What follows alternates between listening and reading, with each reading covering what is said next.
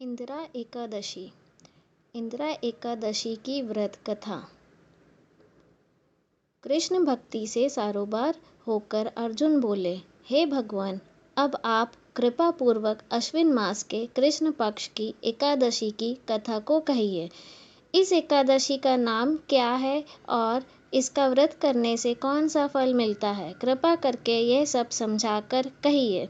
श्री कृष्ण भगवान बोले, हे अर्जुन, अश्विन मास के कृष्ण पक्ष की एकादशी का नाम इंदिरा है।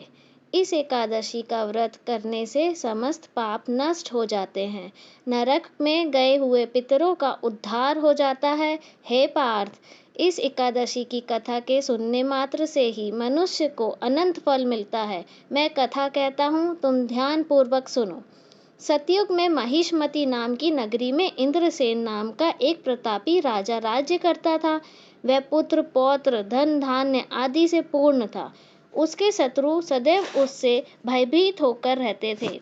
एक दिन राजा अपनी राज्यसभा से सुखपूर्वक बैठा था कि महर्षि नारद वहां आए।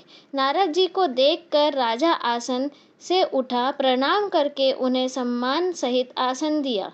तब महर्षि नारद ने कहा, हे राजन, आपके राज्य में सब कुशल से तो है?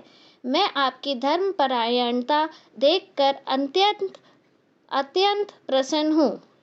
राजा बोला, हे महर्षि, आपकी कृपा से मेरे राज्य में सब कुशल पूर्वक है तथा आपकी कृपा से मेरे समस्त यज्ञ कर्म आदि सफल हो गए हैं। हे देव, अब आप कृपा कर यह बताएं कि आपका यहाँ आगमन किस प्रयोजन से हुआ है?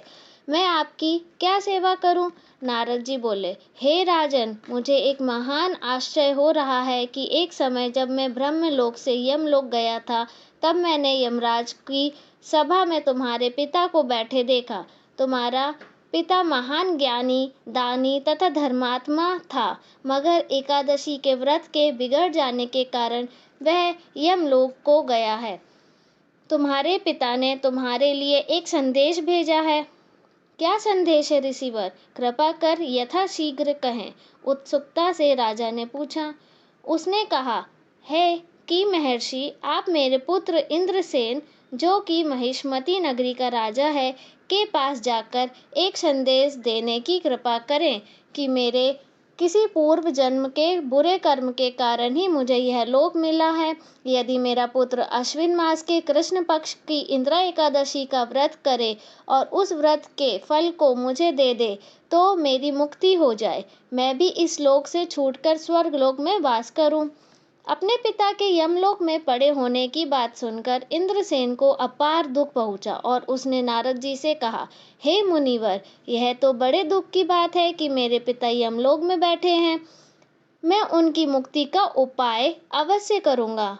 आप कृपा करके मुझे इंदिरा एकादशी व्रत की विधि बताएं। इस पर नारद जी बोले, हे राजन, अश्विन मास की कृष्ण पक्ष की दशमी के दिन प्रातः काल श्रद्धा सहित स्नान करना चाहिए। इसके पश्चात दोपहर को भी स्नान करना चाहिए। उस समय जल से निकलकर श्रद्धा पूर्वक पितरों का श्राद्ध करें और उस दिन एक समय भोजन करें। रात्रि को पृथ्वी पर शयन करें। इसके दूसरे दिन अर्थात एकादशी के दिन नित्य कर्मों से निवृत्त होकर स्नान आदि के पश्चात भक्ति पूर्वक व्रत को धारण करें और इस प्रकार संकल्प लें कि मैं आज निराहार रहूंगा और समस्त भोगों को त्याग दूंगा। इसके पश्चात कल भोजन करूंगा। हे भगवान, आप मेरी रक्षा करने वाले हैं, आप मेरे व्रत को संपूर्ण कराइए। इस प्रकार आचरण करके दोपहर को शालिग्राम जी की मूर्ति को स्थापित करें और ब्राह्मण को बुलाकर भोजन कराएं तथा दक्षिणा दें। भोजन में से कुछ हिस्सा गाय को दें और विष्णु भगवान की धूप दीप नैवेद्य आदि से पूजा करें तथा रात्रि का जागरण करें। इसके उपरांत द्वादशी के दिन मौन होकर बंधु बांधवों सहित भोजन करें।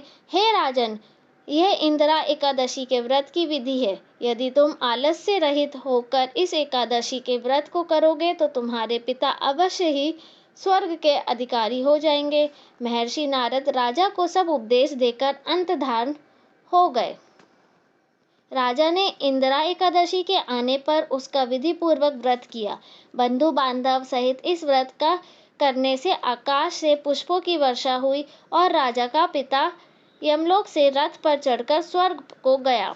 राजा इंद्रसेन भी इस एकादशी के प्रभाव से इस लोक में सुख भोग कर अंत में स्वर्गलोक को गया।